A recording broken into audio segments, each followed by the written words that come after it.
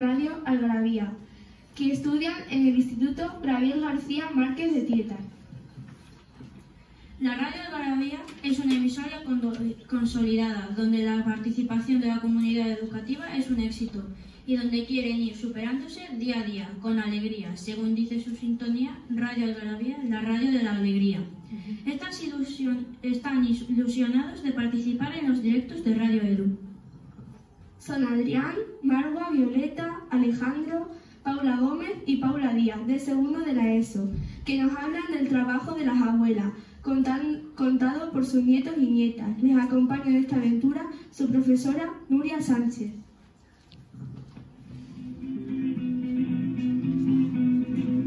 Radio Algarabía. Buenos días.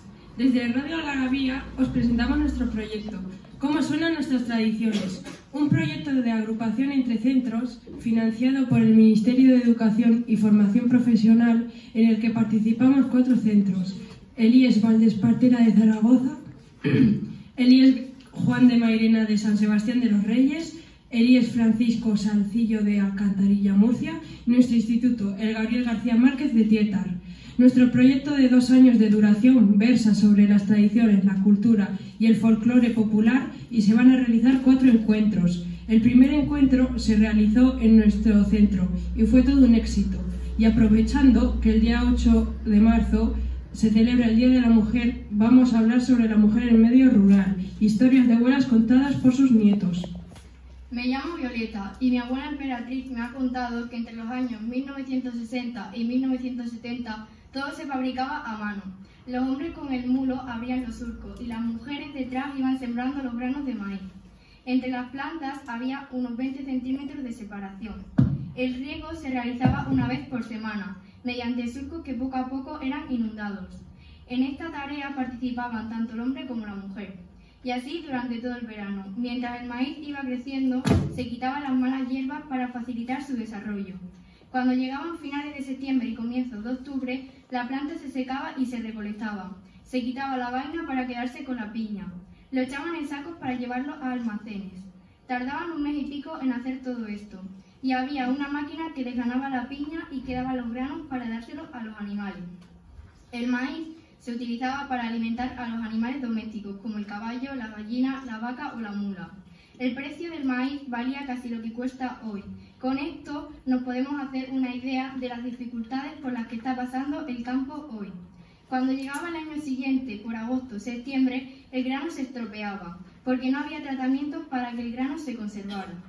Me cuenta mi abuela que en el año 1975 fue apareciendo la mecanización. Fue el momento de los pivos, aspersores y cosechadoras que permitieron reducir la mano de obra. Actualmente hay tratamientos de pesticidas e insecticidas para eliminar las plagas y enfermedades. Hoy se puede cosechar entre 17.000 y 20.000 kilogramos por hectárea, mientras que antiguamente solo podía obtener 4.000 kilos por hectárea. Los rendimientos hoy son mucho mayores, pero los gastos de explotación también se han multiplicado, haciendo cada vez más difícil la vinculación de la población a las tareas agrarias. Yo soy Alejandro y voy a hablar sobre cómo era la vida del campo, y con un ejemplo concreto, el de mi abuela Adela. Desde muy pequeña se dedicó a las tareas agrícolas. En las que más tiempo estuvo trabajando fue en el cultivo del pimiento. Este es el cultivo típico de la comarca, gracias al buen clima y la abundancia de agua. Mi abuela me cuenta el trabajo no era difícil, pero es bastante duro. Empezaban en marzo, con el sembrado de los semilleros, donde las semillas germinaban, y hasta el mes de mayo, que se procedía a su trasplante, definitivo de la parcela de cultivo. Es ahí donde se empezaba el trabajo duro. Había que evitar que crecieran las malas hierbas, y cuando llegaba el tiempo seco del verano, regar todo el terreno. Todo se hacía a mano, y no había muchas comodidades. Si todo iba bien, a finales de septiembre se comenzaba con la recogida del pimiento. Se cogía uno a uno. En cada planta había muchos pimientos y muchas pimentoneras por recoger. Mi abuela me ha contado los procesos que llevaban a cabo para coger los pimientos. En una primera pasada recogían los pimientos más rojos. Después rebuscaban por si había quedado alguno. Finalmente los verdes no se solían coger. Todos iban a un cubo y cuando este estaba lleno se llevaba hasta el final del surco, donde se echaba en el recipiente más grande. Cuando había cogido los suficientes pimientos, los repasaban para asegurarse que no tuviera ningún bicho. Después eran lavados y cortados a lo largo para que se secaran más rápido. Finalmente los enristraban y los colocaban en un lugar soleado y protegido de las posibles lluvias. Todo este trabajo lo hacía con sus amigas, Ángeles y Pina, con las que compartía parcela. Hola, yo soy Paula. Mi abuela Pilar trabajó de pequeña cosiendo jersey, cojines, bordados, tapices y manteles con mis abuelas Julia, y con el tiempo se dedicó a venderlas. Cuando se cansó, empezó a plantar en una parcela de Rosalejo, de su propiedad, pimientos, algodón y trigo, pero según fue pasando el tiempo no les dejaron seguir con estos cultivos y comenzaron a plantar tabaco negro. El tabaco se sembraba en semilleros a últimos de febrero y principios de marzo, en pequeñas eras, donde la semilla germinaba, se desarrollaba un poco. En mayo se procedía a trasplantar a la parcela. No había maquinaria como hoy. Introducían la planta en un agujero que hacían ellos con un palo y se echaba un poco de tierra por los lados, así sucesivamente hasta sembrar todo el terreno. Para regar hacían regueros con una azada, que poco a poco se iban inundando de agua. Cuando tenían que abonar o echar algún pesticida para los bichos, se hacía con la mano o con una pala hoja. Siempre había que quitar hierba, se hacía con un zacho. Cuando la planta crecía, comenzaban a echar flores. Era el momento de quitarla, o como también se dice, de descogollar. Se cortaba la flor cuando aún no estaba totalmente abierta para que fuera más fácil, porque si no costaba más quitarla al ser más dura. A mediados de agosto la planta ya estaba lista. Con una hoz se cortaba la planta entera a ras del suelo. A cada tabaquera se introducía un clavo en la base del tronco y se iba recogiendo, y eran llevadas a los secaderos.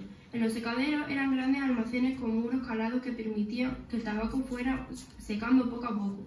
Cada tabaquera era colgada del clavo, boca abajo, y superponiéndose unas a otras, en diferentes alturas.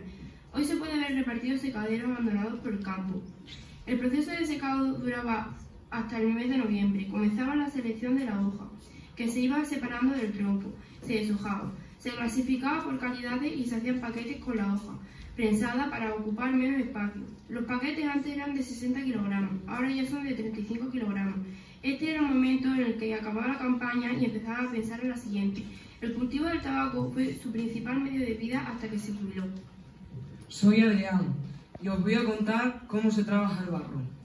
Según mi abuela Rosario, la presencia de la mujer en la alfarería ha sido muy importante. La mujer cargaba con casi todo el trabajo de esta tarea.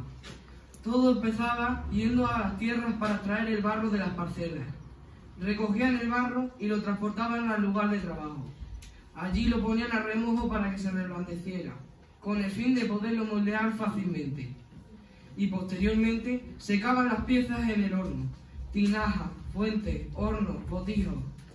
Después barnizaban las piezas y ya estaban listas para la venta. La pieza costaba alrededor de 25 pesetas. Dice mi abuela que en todo este proceso el hombre ayudaba a la mujer únicamente en la tarea de introducir los trabajos en el horno para su secado. La creación de las piezas era en la mejor época de verano. En nuestra zona cerámica tuvo mucha importancia, sobre todo en el pueblo de Pasarón de la Vera. Mi abuela es del municipio de Valverde de la Vera, con donde sus tías Santiago y Juana le enseñaron a trabajar el barro. Soy Paula González y voy a hablar sobre la matanza como me la ha contado mi abuela Pili. Desde muy temprano empezaban los preparativos. El cerdo durante el día anterior no comía nada. El matarife procedía a su sacrificio clavando un cuchillo en el corazón. Esto facilitaba el desagrado del animal. La sangre no se desaprovechaba. Una mujer la recogía en un barrello cuidando que estuviera siempre en movimiento para que no cuajase. Esta sería utilizada posteriormente para hacer la morcilla con un hogar. Lo primero que hacían las mujeres era desentrijar las tripas, es decir, desenredarlas porque estaban todas unidas. A continuación las lavaban, blanqueaban y quitaban el olor con la sal gorda y vinagre, hasta dejarlas perfectas, mientras los hombres iban despiezando al cerdo. Una vez despiezado separaban las gorduras del magro, picaban el magro por un lado y la gordura por otro. A continuación las mujeres guisaban la carne para hacer distintos embutidos, salchichones, chorizos y morcillas, que podían ser de calabaza o patatas, cocidas previamente. Las mujeres, cuando estaba todo guisado, daban las tripas para embuchar el embutido. Ellas también eran las encargadas de preparar comida para la gente que fuera a la matanza. Fregaban la loza y todos los utensilios utilizados durante la matanza. Finalmente se preparaba el adobo, donde se introducían los lomos durante una semana. Después los sacaban y los embuchaban. Mi abuela Pili empezó a los 15 años a trabajar en las matanzas. Esta labor se repetía todos los años en los meses de diciembre y enero. Hay que destacar la importancia de este oficio para el sustento de una familia durante todo el año. Los productos derivados del cerdo eran una base de su alimentación. Señalar también que cada matanza era un acontecimiento donde se invitaba a familiares y amigos, siendo esta una ocasión para fortalecer lazos de unión dentro de una comunidad. Soy Adela. La labor de nuestras abuelas fue muy importante en todos los trabajos que se realizaban en el mundo rural: matanzas, trabajos con el barro y tareas agrícolas con diferentes cultivos: tabaco, maíz, pimiento y algodón. Y además sobre ellas recaía todo el peso de la casa: criar a los hijos, hacer comidas, la limpieza, etc. Hoy las mujeres del medio rural son un vector para la innovación y el emprendimiento en el medio rural. Días como el 8 de marzo nos han de servir para mirar al pasado y valorar la labor de nuestras abuelas a lo largo de toda su vida.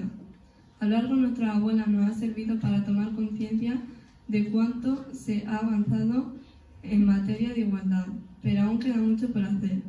Sus nietas hoy tomamos en testigo para que este proceso de cambio no se detenga y siga adelante. Es necesario, por tanto, seguir trabajando en políticas en igualdad de oportunidades en el ámbito rural, que faciliten nuestro desarrollo personal y profesional. Y para finalizar, escucharemos Capitana Valerosa. Esta canción se canta en el Peropalo de Villanueva de la Vera. Está dedicada a la mayordoma de la fiesta, y este año por primera vez las mujeres han podido bailar la bandera, acto que llevaban reivindicando desde hace tiempo.